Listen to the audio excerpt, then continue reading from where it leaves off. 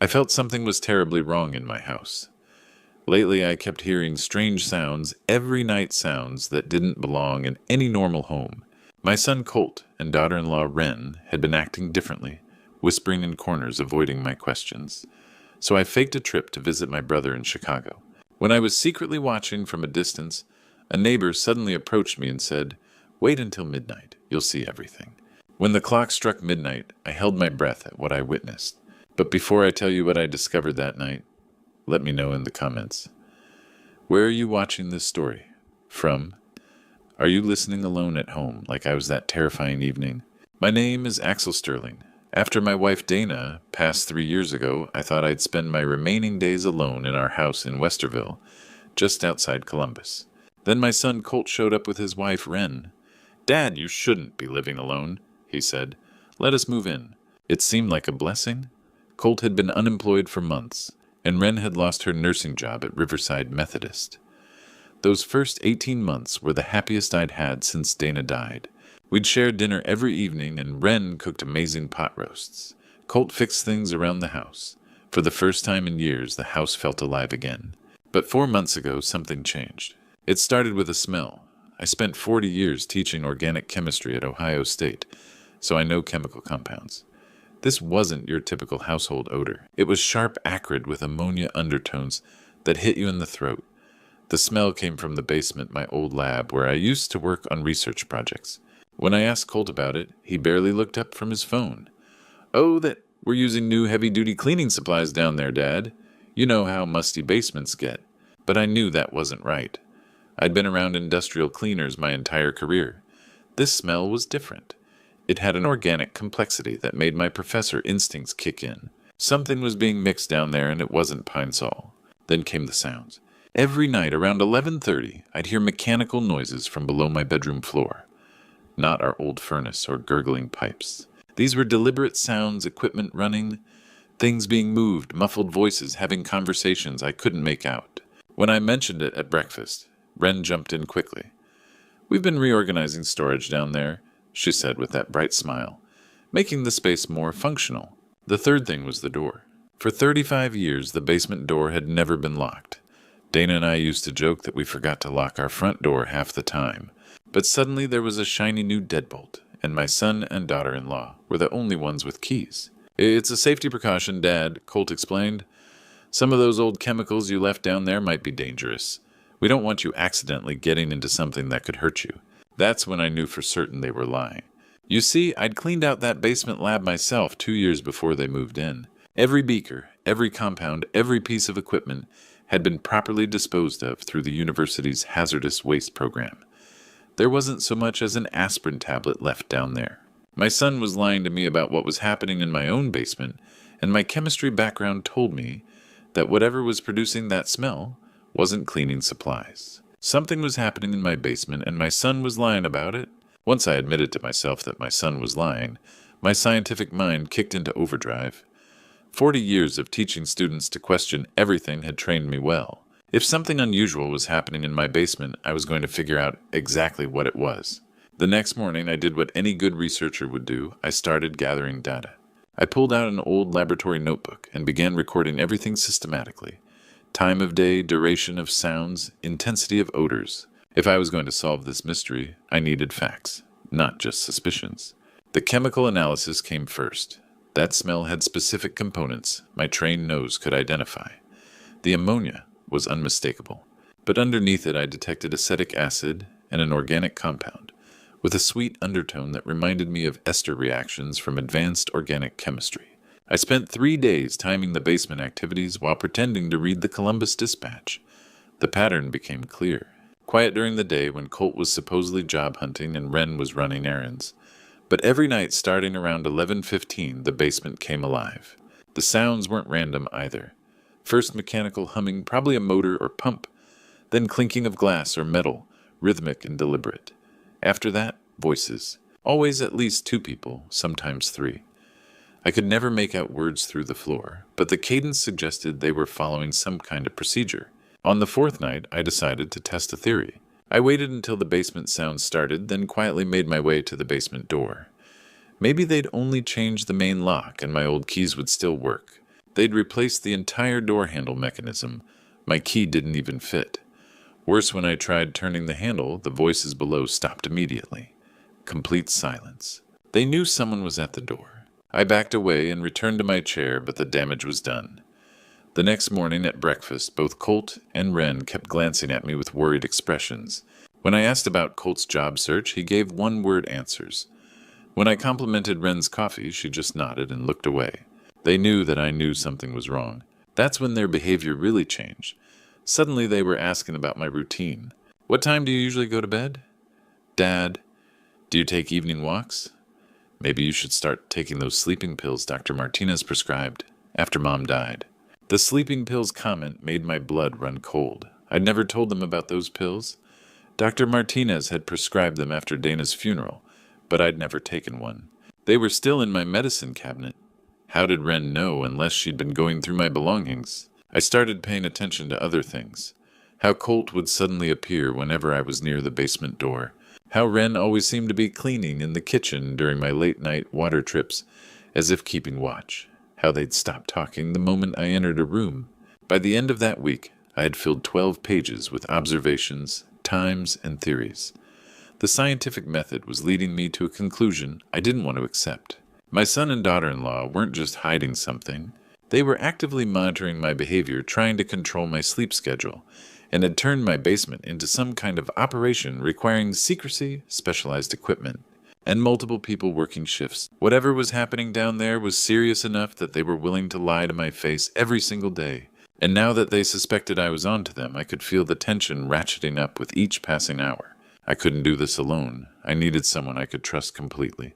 When you're 64 and facing something this serious, you realize how few people you can really count on. But I knew exactly who to call.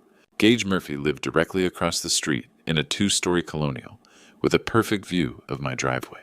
We'd been neighbors for 15 years, ever since he retired from the Columbus Police Department.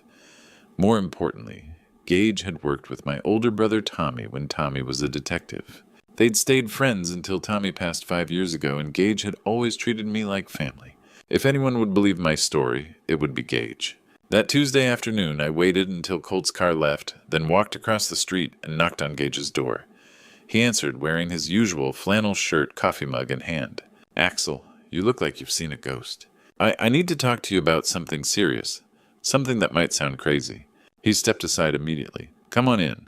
We sat in his living room, and I spread my notebook on his coffee table. For 20 minutes, I walked him through everything. The smells, sounds changed. Locks, the way Colt and Wren were monitoring my behavior. I showed him my chemical analysis timing charts observations. Gage listened without interrupting, occasionally taking notes. When I finished, he was quiet for a long moment. "Axel, I'm glad you came to me, because I've been seeing things too." My heart started pounding. "What kind of things?" "Cars showing up at your house late at night, maybe 3 or 4 times a week. Different cars each time, beat-up sedans, old pickup trucks. People getting out looking desperate. Sick, maybe. They never stay long, and they always leave looking worse than when they arrived." I felt vindicated and terrified. "Why didn't you say anything?" "Because I figured maybe Colt was helping people somehow. But combined with what you're telling me..." He shook his head. "This doesn't sound like helping people." We spent the next hour planning. Gage's upstairs guest bedroom window looked directly into my driveway and could see anyone approaching my front door. The basement windows were partially visible from his kitchen. "Here's what we're going to do," Gage said, pulling out a legal pad. "You're going to tell them you're visiting your brother in Chicago for a few days. Make it sound spontaneous, say he called with an emergency. But I don't want to actually leave town." "You won't. You'll stay here in my guest room. We'll document everything times people license plates. I've got binoculars and my old camera has decent zoom."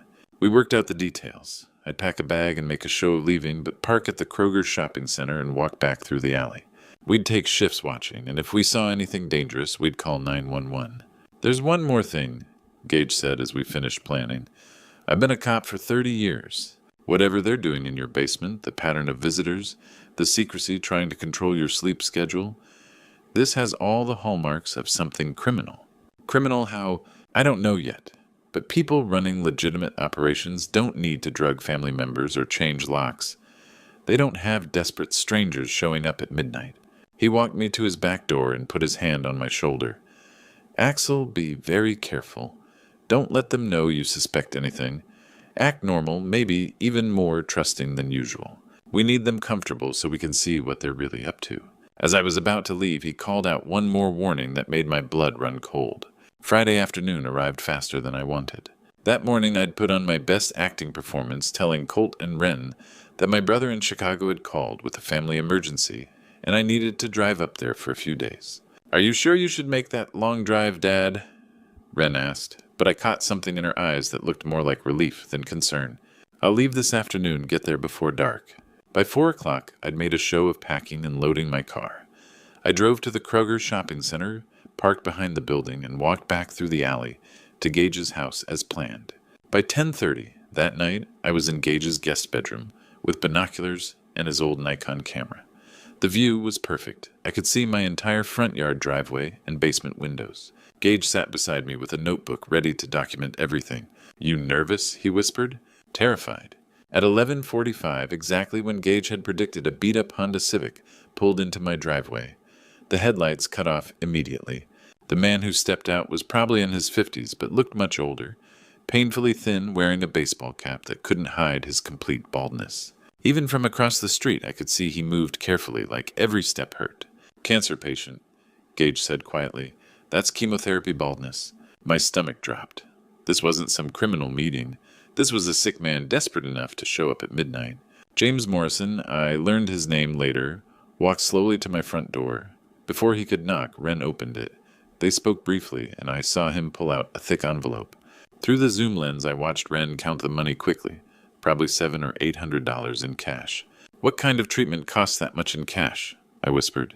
25 minutes later, another car arrived, a newer sedan. The man who got out was completely different. Well-dressed, confident, carrying a professional medical bag. Early 50s, graying hair, the bearing of someone used to being in charge. "That's got to be a doctor," Gage said. "Dr. Cade Rivers, though. I wouldn't learn his name until later. Didn't knock, either." Colt opened the door before he reached it, and they shook hands like old business partners. No money changed hands, but Colt gestured toward the basement, and both men disappeared inside. For the next hour and a half, Gage and I documented the horror unfolding in my basement. The sounds started around 12:30. Even from across the street, we could hear them. Mechanical humming like medical equipment running, the clink of metal instruments, the hiss of pressurized gas, and underneath it all the unmistakable sound of someone in pain. James Morrison was moaning. Not constantly, but in waves like whatever they were doing came in cycles. Sometimes the sounds would stop completely and we'd hold our breath. Then they'd start again. "We should call the police," I whispered, "and tell them that we think something medical is happening in your basement. They'll want to know why we're not just walking over and asking." At 2 in the morning, Dr. Rivers emerged, loaded his medical bag, and drove away. He looked satisfied, like a man who'd completed a successful business transaction. 15 minutes later, James Morrison stumbled out. The difference was shocking. The man who had walked carefully to my door 3 hours earlier could barely stand. Wren had to help him to his car, supporting his weight as he shuffled across the driveway. He was pale, shaking, dry heaving, even from across the street. Whatever they had done to him in my basement had made him significantly worse. I documented everything, but I had no idea this was just the beginning. Saturday night, I expected to see more of the same, another desperate cancer patient, another illegal medical experiment. I thought I understood what my son and daughter-in-law were doing. I was completely wrong. The differences started immediately. Instead of the beat-up Honda Civic, arriving close to midnight, a black cargo van pulled into my driveway at 10:30. The vehicle itself told a different story. Tinted windows, modified exhaust, the kind of van you'd see in movies about drug dealers. 3 men got out, and none of them looked sick. The leader was young, maybe mid-20s, with elaborate tattoos covering both arms and the sides of his neck. Even from across the street, I could see the confident swagger in his walk, the way he surveyed the neighborhood like he owned it. This wasn't a desperate patient seeking treatment.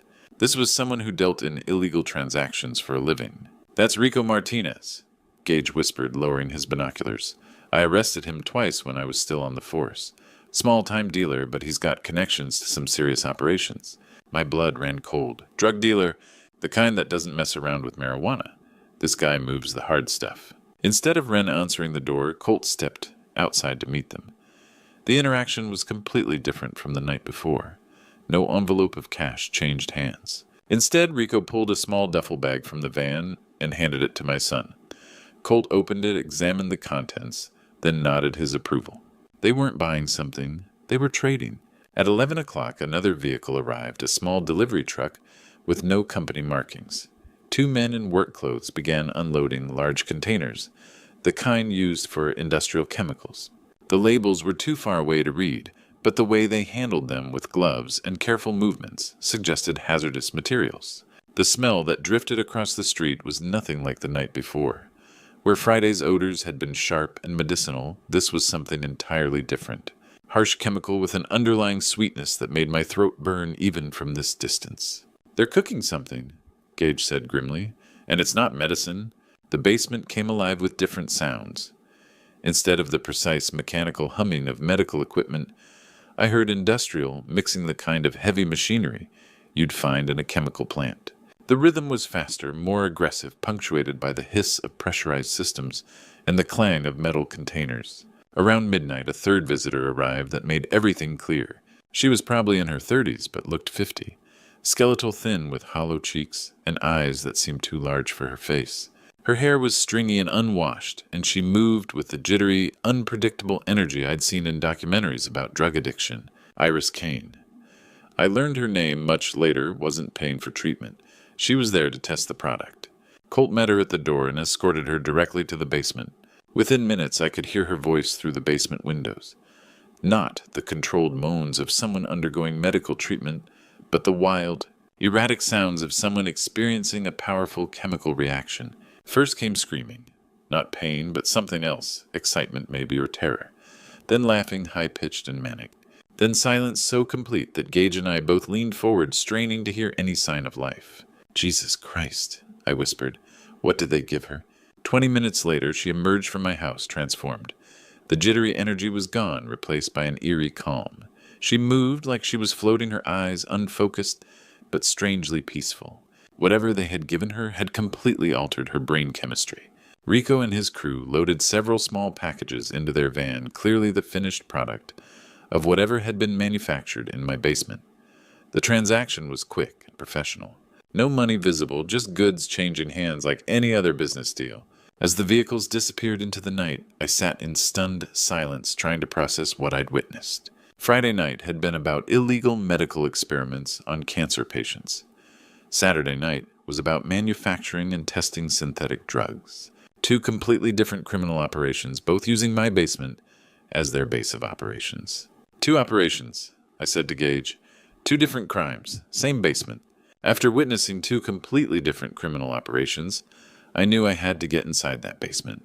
Watching from across the street had shown me what was happening, but I needed to understand how it was organized, who was involved, and most importantly, what they were planning next. Monday morning presented the perfect opportunity.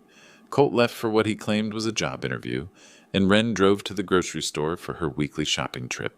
I had maybe 2 hours before either of them returned. I used my spare key to enter through the back door, moving as quietly as possible through the kitchen that had once been filled with Dana's laughter. The basement door still had that new deadbolt, but 40 years of home ownership had taught me a few things about locks. More importantly, I still had my old toolbox in the garage. It took me 15 minutes to drill out the lock mechanism. My hands were shaking so badly I nearly dropped the drill twice, but eventually the door swung open to reveal the stairs leading down to what had been my sanctuary for decades. What I found in my basement was like stepping into a nightmare version of my old laboratory. They had divided the space into two distinct operational areas, each serving a completely different criminal purpose. The organization was methodical, professional. This wasn't some amateur operation run out of desperation. Area A, closest to the stairs, had been converted into a medical facility. Not the kind you'd find in any legitimate hospital, but equipped nonetheless. There was an examination table, IV stands, monitoring equipment that looked like it had been stolen from a real medical facility. A large refrigeration unit hummed in the corner, and through its glass door I could see rows of vials containing various colored liquids. Area B toward the back of the basement was pure industrial chemistry. Large mixing vats, heating elements, distillation apparatus, and storage tanks for what I assumed were precursor chemicals. The setup reminded me of my old research lab, but scaled up and modified for production rather than experimentation. On a desk between the two areas, I found the documentation that explained everything. The medical files were horrifying, 15 patient folders each containing photos, medical histories, and detailed records of experimental treatments. 3 of the folders were marked deceased in red ink.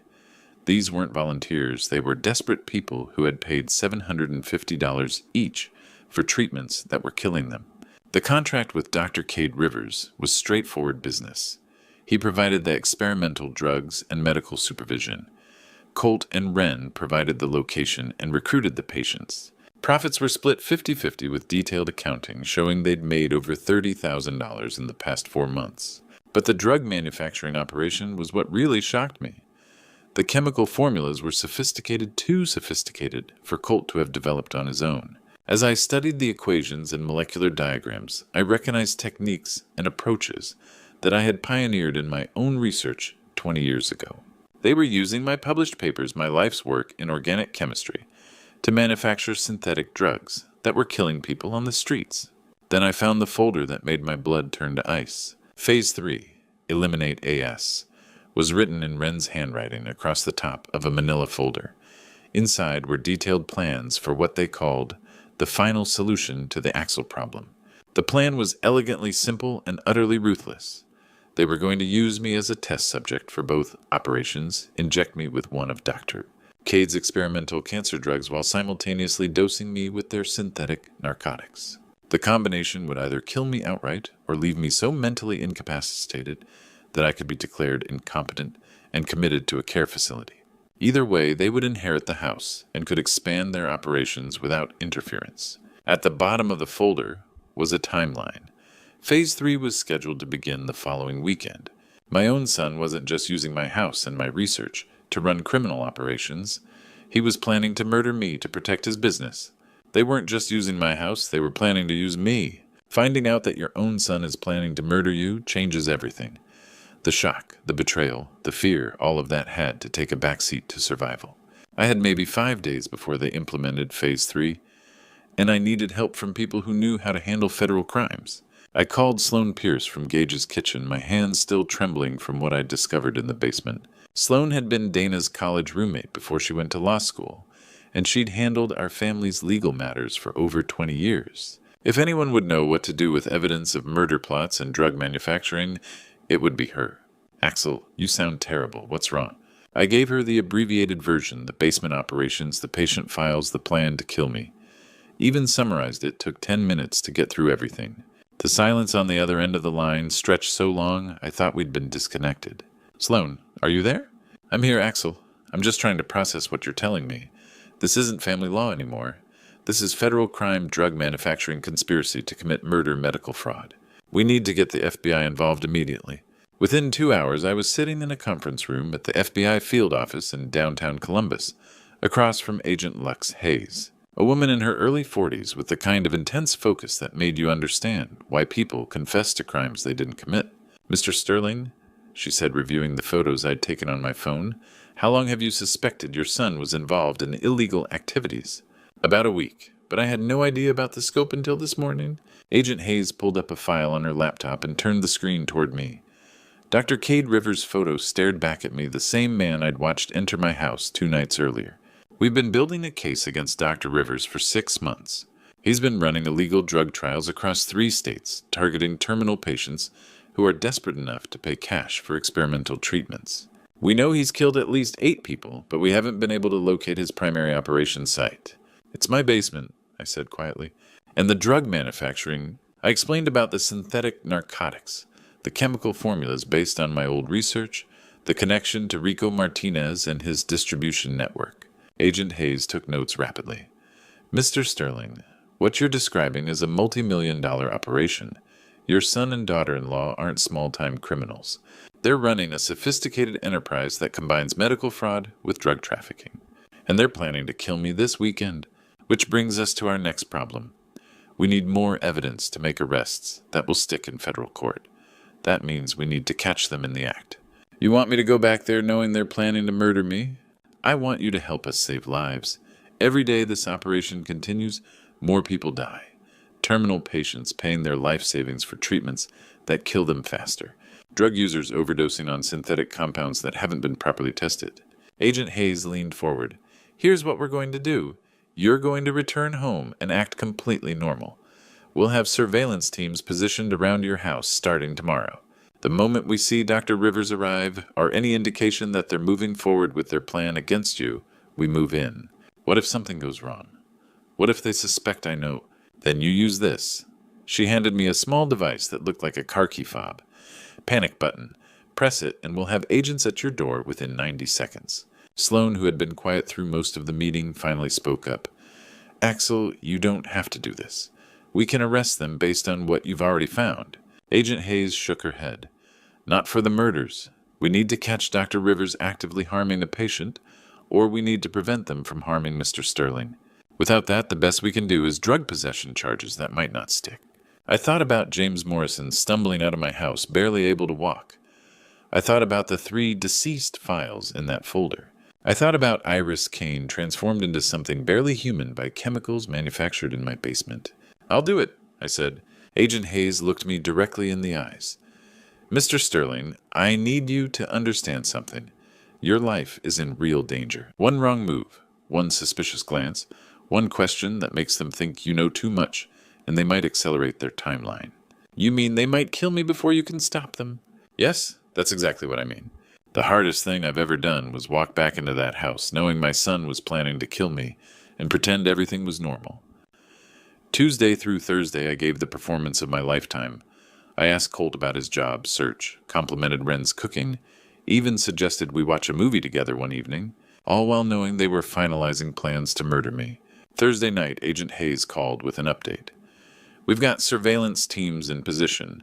Dr. Rivers just confirmed a Friday night appointment through his encrypted phone.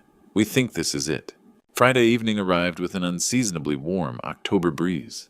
I sat in my living room chair reading the same page of a book over and over, waiting for the nightmare to begin. At 10:30, exactly on schedule, a silver Toyota Camry pulled into my driveway.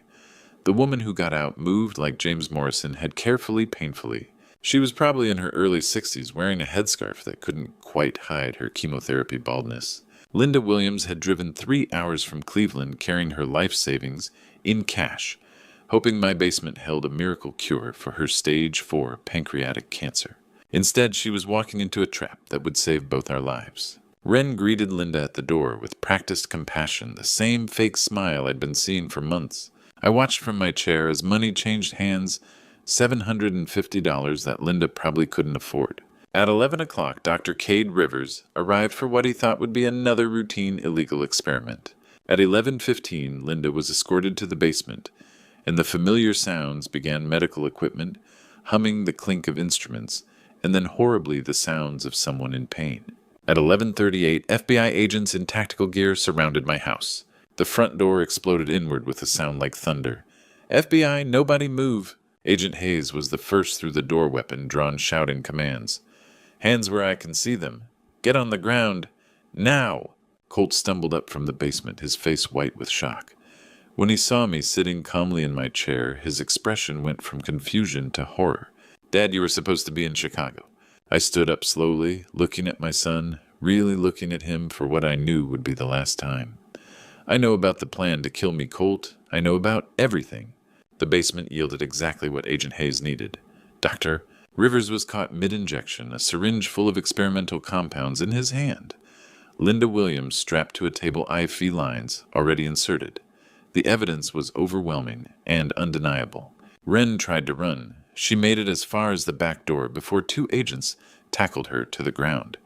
Even then, she kept screaming, "It was all Dr. Cade's idea who forced us." We didn't want to hurt anyone. But Colt just stood there looking at me with tears streaming down his face. We owed $85,000, Dad. Credit cards, medical bills from when Wren got sick last year. We were going to lose everything. Doctor. Rivers said it would be easy money just providing the location. We never meant for it to get this far. You were going to murder me. I know. His voice broke completely. I know, and I'll never forgive myself. But we were desperate, and Wren said it was the only way out, and I'm sorry, Dad. I'm so sorry. 6 months later, the sentences were handed down. Dr. Cade Rivers got life without parole for 8 counts of murder and conspiracy. Wren received 12 years for her role in the operation. Colt, who cooperated fully with prosecutors and testified against Dr. Rivers, was sentenced to 15 years in federal prison. Linda Williams survived. The FBI got her to a real hospital in time, and legitimate treatment has given her 6 more months with her grandchildren than the doctors originally predicted. I live alone now in the house that Dana and I built together. Gage comes over for dinner twice a week, and we've become closer than ever. I've started volunteering at a support group for families affected by addiction, sharing my story with people who need to hear that it's possible to survive betrayal by the people you love most. The basement has been completely renovated. It's a workshop now where I build birdhouses and small furniture pieces that I donate to charity. Sometimes I can almost forget what happened down there. Truth is worth fighting for, even when it destroys everything you thought you knew about the people you love. Sometimes the hardest battles are the ones we fight against our own family, but some battles are too important to lose. If this story means something to you, if you've ever had to choose between comfortable lies and painful truth, I hope you'll find the courage to choose truth. It's the only way any of us can really be free. Looking back on this nightmare, I realize I made one crucial mistake. I ignored the warning signs for too long. Don't be like me. Don't wait until your family's lies become life-threatening schemes before you act. God gave us instincts for a reason. When something feels wrong in your own home, it usually is. I should have trusted those feelings from the very first chemical smell, the very first locked door. Instead, I let love blind me to the truth that my son was planning my murder. This true story taught me that sometimes the people closest to us can become strangers when greed takes control. But it also showed me that God watches over us, even in our darkest moments. He put Gage in my path and gave me strength to fight back when I needed it most. The hardest lesson, family loyalty has limits. When someone you love is hurting innocent people, that's where loyalty must end and justice must begin. God doesn't ask us to enable evil even when it wears the face of someone we raised. These grandpa stories aren't just entertainment, they're warnings. This true story happened to a real person with real consequences. If you're living with people whose behavior has changed dramatically, don't ignore it. Trust your instincts. Get help before it's too late. Don't let your love for family become the weapon they use to destroy you. That's why I share these grandpa stories, to help others learn from my mistakes. If this grandpa stories resonates with you, or if you've faced similar betrayals, please share your thoughts in the comments below. Your true story might help someone else recognize the warning signs. And if this opened your eyes to something important, please subscribe to our channel and share this story with someone who needs to hear it.